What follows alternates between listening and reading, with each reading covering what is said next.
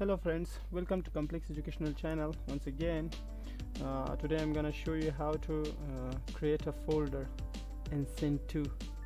When we right click in a file to send it to our flash USB or to any other folders, here we have.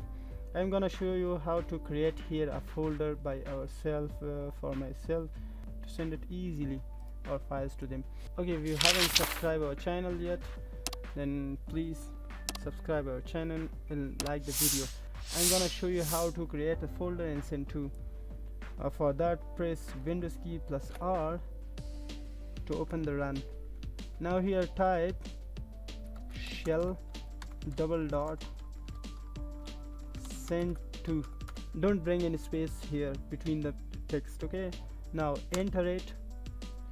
In send to we have these folders or paths.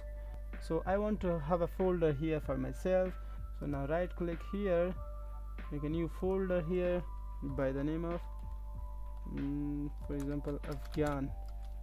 So enter it. Here's your folder. Now close the window, right click, now right click on a file, and here is our folder. Send it to Afghan by the name of Afghan.